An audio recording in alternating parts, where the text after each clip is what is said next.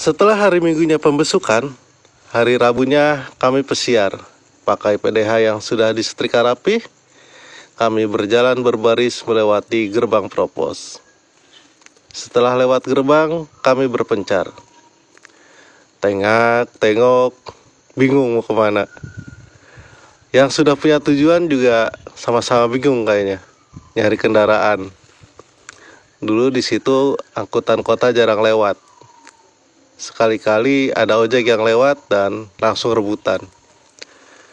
Ketika sedang selingukan, Web memanggil. "Mar, Sumar, hayu," katanya.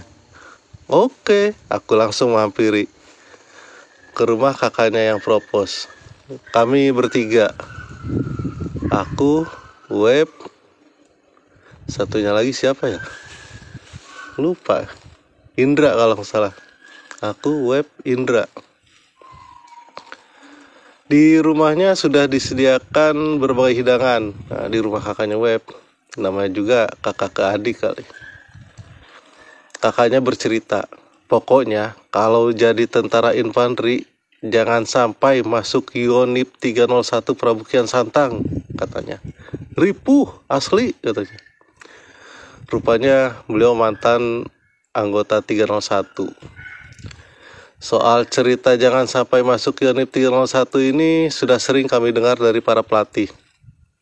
301 tentaranya sangar-sangar, seniornya kejam, batalion kerajaan, dan cerita seram lainnya. Lulus pendidikan, aku malah masuk 301.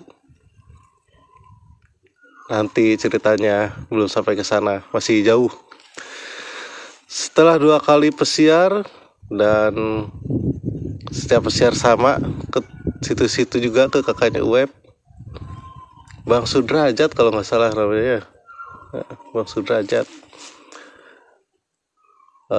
Sudah 2 kali pesiar, kemudian kami mendapat izin bermalam.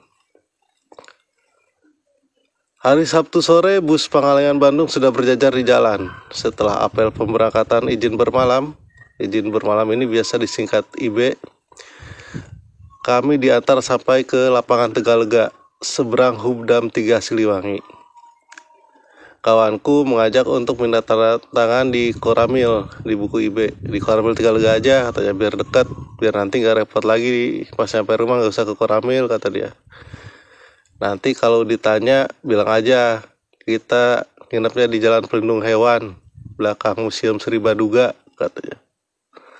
Kami berempat berjalan menuju Koramil Tegalega. Hari menjelang maghrib. Di sana sudah ada beberapa pelajar juga yang sedang minta tanda tangan. Ada yang bajunya coklat, 2 orang dari Akmil sepertinya. Sambil menunggu piket Koramil menulis di buku IB, mereka berdua duduk di dalam, disuguhi aqua gelas. Ada juga pelajar yang pakatnya kuning, berlima. Siswa secaba dari Bihbul Ujung Berung. Mereka duduk di kursi panjang depan Koramil. Sedangkan kami berempat diperintahkan baris berdiri menunggu di depan kelas. Di depan teras.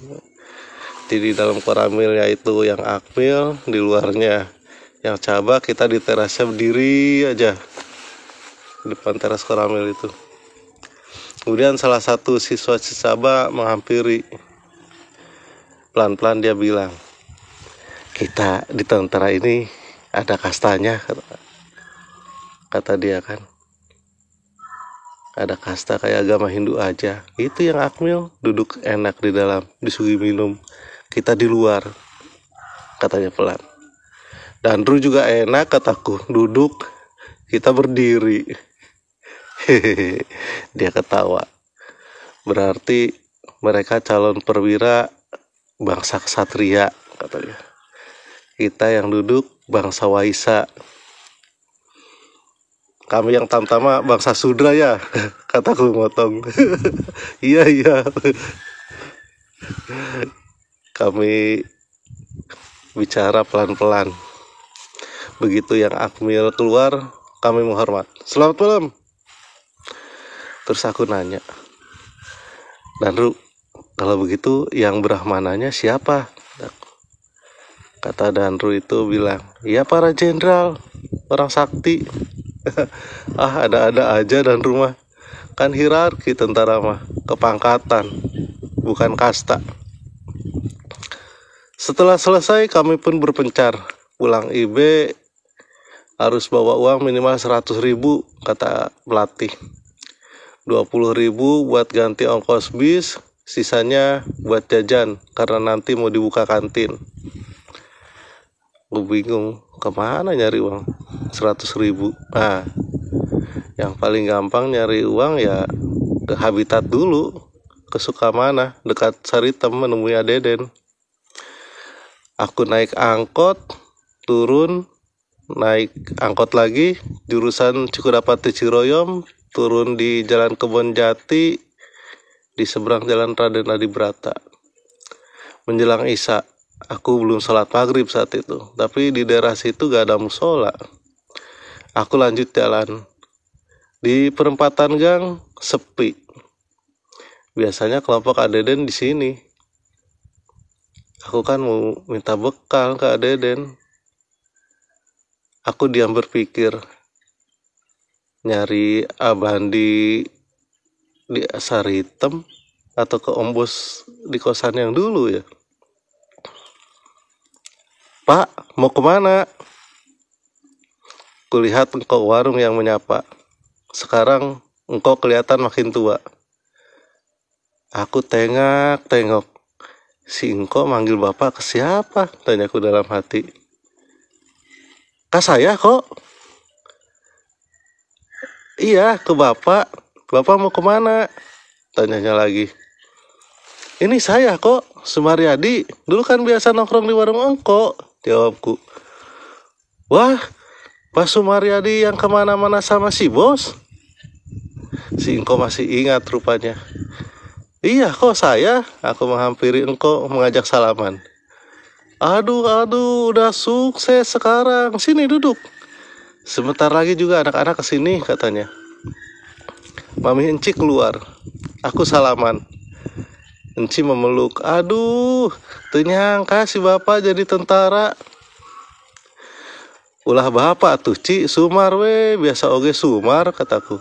Jangan manggil bapak, Ci, Sumar aja. Biasa juga Sumar. Sekarang mah beda lagi atuh, udah jadi bapak tentara, kata si Enci. Lalu menyuguhkan Sprite pakai susu, minuman yang suka aku pesan dulu zaman SMP. Selagi masih sering nongkrong di sini. Rupanya masih ingat si Enci minuman kesukaan teh. Rumah Om Bos sebenarnya di belakang warung Enci, tapi terlihat terkunci gerbangnya dari luar. Kata Enci, si bos lagi ke Majalaya, lihat kebun cabe. Yang kosnya juga baru pada berangkat kerja. Yang kos di Om Bos kebanyakan kerjanya jadi waitress di biliar sama di diskotik Paramount. Kami pun ngobrol ngalor ngidul, cerita sejak pindah dari situ sampai jadi tentara. Jam 8 malam beberapa orang anak muda datang ke warung. Melihatku mereka ngarandeg, mau balik lagi. Apa bahasa Indonesia ngarandeg ya? Itulah mau datang, nggak jadi gitu. Berhenti sejenak. Aku panggil, Kak dia, sakedap. Kesini sebentar, kataku. Junaid, susulan Adeden. Ini Pak Sumaryadi nyari. Bilang Pak Sumaryadi yang tinggalnya di si bos, kata engkau ke salah seorang dari mereka. Rupanya mereka anak buah Adeden juga, anak-anak baru, jadi aku gak kenal. Salah seorang dari mereka lari ke arah jalan kelenteng, mau nyusul Adeden kayaknya. Kami duduk bersama, cerita ke mereka. Kalau dulu aku juga tukang ngutip uang keamanan, 500 perak ke setiap pedagang. Sekarang udah 1.000, katanya. Tidak berapa lama Adeden datang. Adeden tertawa, lalu kami berpelukan. Percakapan saat itu dalam bahasa Sunda. Aku langsung terjemahkan ke bahasa Indonesia aja ya. Dikira teh siapa ada tentara nyari saya. Sumpah pak, tadi nama saya takut dicari tentara. Tapi pas Junaid bilang Pak Sumaryadi yang di si bos, langsung saya kesini nyamperin, kata Adeden. Kami ngobrol diselingi tertawa bahagia. Anak buah preman jadi tentara. Lama kami ngobrol sampai Sprite campur susu habis. Adeden, saya masih pendidikan, belum dapat gaji, kataku ke Adeden. Adeden langsung paham dan langsung mengeluarkan uang 200.000. Adeden bahagia juga rupanya. Ayo kita ke Kang Bandi, kata Adeden. Kang Bandi masih kepala keamanan di Saritem. Aduh Adeden, saya pakai seragam, gak boleh ke lokalisasi, tempat terlarang. Wah, masa tentara takut, kata Adeden. Bilang aja mau ke kakak minta bekal, nah bukan mau maksiat kan. Kami pun jalan kaki ke Saritem. Terlihat dari jauh Kang Bandi sedang duduk. Saritem ramai malam itu, karena malam minggu kan. Kang Bandi, ini dicari tentara, kata Adeden. Hah? Kang Bandi terpaku kaget.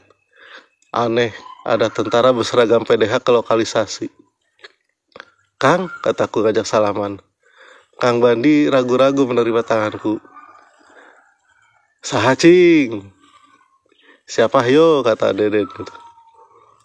Bapak Sumaryadinya yang suka bareng sama si bos, kata Kang Bandi. Iya Kang, kataku.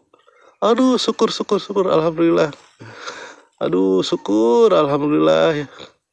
Kang Bandi memelukku dengan erat. Nampak beberapa gadis dan pengunjung memandang kami berpelukan. Kang, saya gak bisa lama-lama di sini. Takut ada razia garnisun, kataku. Bekalan Kang, kata Adeden. Kang Bandi memberi aku uang 300.000. Waktu itu uang ratusan ribu sudah besar sekali. Bandingannya sekarang jutaan kayaknya. Tunggu sebentar, kata Kang Bandi. Masuk ke tempat Tunggu sebentar, kata Kang Bandi teh. Terus Kang Bandinya masuk ke tempat Mamihwati. Lalu keluar bersama Mamihwati. Aduh, bener ini teh Pak Sumaryadi. Pak Sumaryadi jangan lupa ke Mami ya. Kalau libur main ke sini. Sok nanti ku Mami dikasih yang paling cantik, kata Mami teh. Si Mami ada aja. Sambil salaman, Mamihwati menyelipkan uang 2 lembar 50.000-an. Makanya sejak jadi tentara aku belum pernah sekalipun maksiat ke Saritem. Malu. Masa tentara yang bertakwa kepada Tuhan yang Maha Esa berzina? Ketika hendak pamit dari Saritem, keberuntungan kembali datang padaku. Om Bos lewat mau pulang dengan motor Tiger 2000-nya. Itu si bos, kata Mamihwati. Bos, Mamihwati berteriak. Om Bos berhenti dan nampak kaget. Sumaryadi? Om Bos langsung mengenali. Tanganku langsung ditarik Om Bos. Sini naik, kata Om Bos. Aku pamit ke semuanya. Terima kasih Adeden, terima kasih Kang Bandi, terima kasih Mami, kataku melambaikan tangan, gak sempat lagi salaman. Aku masuk rumah Om Bos. Sok, salin dulu, ini pakai kaos sama kolor, kata Om Bos. Itu baju sama kaos kaki masukkan ke mesin cuci, langsung cuci, udah bau keringat, kata Om Bos. Om Bos memang perhatian, seperti ke anak sendiri walaupun dia belum berkeluarga. Selesai salin dan menjemur PDH di depan kipas angin, jam menunjukkan pukul 11:30 malam. Tapi aku tidak mengantuk. Beda sama kalau lagi di barak, bawaannya ngantuk terus. Om Bos membuatkan STMJ, lalu kami mengobrol di ruang tamu. Lemari yang berisi majalah Tempo masih terlihat bersih dan rapi. Aku bercerita mulai dari pindah kos dari Om Bos sampai masuk SMA di Cisarua, terus di sel di Polsek Cisarua gara-gara nyuri komputer, terus sampai bisa masuk tentara. Jam 3 pagi yang kos di Om Bos berdatangan pulang. Teteh-teteh cantik dengan pakaian seksi. Yang aku kenal cuma Teh Puspa, kerjanya di Paramount. Yang lainnya teteh-teteh baru kayaknya. Aku pun tidur di kamar bersama Om Bos. Kasurnya lebar, spring bed nomor 1, dan tidurnya berjauhan. Aku bangun siang sekali, jam 11 baru bangun. Om Bos sedang duduk baca koran di ruang tamu. Aku segera mandi. Baju PDH aku sedang disetrika oleh teteh cantik. Aduh teh, gak usah repot-repot, biar saya sendiri. Sekalian nyetrika pak, kata si teteh. Namanya Teh Dewi. Sudah setahun kos di situ. Kerjanya di Grageria Biliar, tidak jauh dari Paramount, masih sejajaran itu di Jalan Jenderal Sudirman. Terima kasih banyak ya teh. Selesai salin aku ke ruang tamu. Om Bos sudah menyediakan makan. Nasi tim ayam pakai sambal cumi. Selesai makan, minum, ngobrol, aku pamitan. Karena jam 2 siang harus sudah berkumpul lagi di Tegalga. Om Bos memberiku uang 500.000. Aduh, ini banyak Om Bos. Udah buat bekal. Kalau libur kesini lagi ya. Dompetku tebal, ada 22 lembar, semuanya 50 ribuan. Waktu 2002 belum ada pecahan 100.000 kali ya. Dengan uang 1.100.000 cukup kayaknya sampai lulus pendidikan. Om Bos memanggil taksi dari telepon rumahnya. Jangan naik angkot katanya. Masa komandan naik angkot? Hahaha, Om Bos mah kayak gak hafal pangkat aja. Pangkatku baru prajurit 2. Masih ada silang senjatanya lagi, belum dilantik. Kemudian taksi Gembah Ripah tiba di depan warung Enci. Aku pamit cium tangan ke Om Bos. Aku pun salaman ke Enci dan engkau di warung. Dari kecil hidupku banyak dibantu orang Cina. Orang Indonesia. Bagaimana kalau kita anggap suku Cina sama aja dengan suku Sunda dan suku Jawa? Kalau kebanyakan dari mereka kaya raya, ya karena memang mereka pekerja keras, pedagang cerdas. Kita yang usahanya males-malesan ya, jangan iri. Sampai Tegalega, turun dari taksi, aku hendak membayar. Tapi kata supir taksi, tidak usah pak, sudah dibayar bos. Di dalam bus, aku cerita ke kawanku. Iwan, sekarang saya dipanggil bapak sama semua orang, kataku antusias. Ya iya atuh, kan udah jadi tentara kita teh. Jawabnya dingin, di luar ekspektasi. Bagiku kan luar biasa. Biasa dipanggil nama, AA atau Jang, kan luar biasa sekarang dipanggil bapak. Malah waktu ngehonor di SMA Limbang dipanggilnya Mang. Biasanya kan Jang Sumar kadieu tuh. Mang Sumar ya pangmiceunkeun sampah. Atau Ayadi dulu kan beliin minyak tanah ke warung Mang Ocid. Sekarang mulai dari engkok yang kakek-kakek, Adede dan Kang Bandi ketua preman, sampai Teh Dewi yang masih muda manggilnya bapak. Cuma Om Bos aja yang belum kedengeran manggil bapak. Pertamanya aja manggil Sumaryadi, udah kesananya gak manggil nama lagi. Aku jadi teringat pengarahan pelatih Serkadarta, pelatih paling galak waktu itu di Sicata. Kalian prajurit itu adalah manusia dewasa yang didewasakan. Begitu katanya, penggalan perhatiannya. Manusia dewasa yang didewasakan. Manusia yang sudah 18 tahun umurnya lebih, yang dilatih fisik dan mental agar menjadi lebih dewasa untuk menjaga negara. Begitu kira-kira pengarahan Pak Latidarta. Bisa jadi itu rupanya yang menjadikan walaupun aku masih muda, kakek-kakek juga manggilnya bapak, karena aku tentara. Ya itu, karena tentara adalah manusia dewasa yang didewasakan. Kalau ada tentara yang arogan, tidak bersikap dewasa, tuh yakin tentara yang waktu pendidikannya kebanyakan tidur, jadi ilmunya gak masuk. Termasuk aku bukan ya?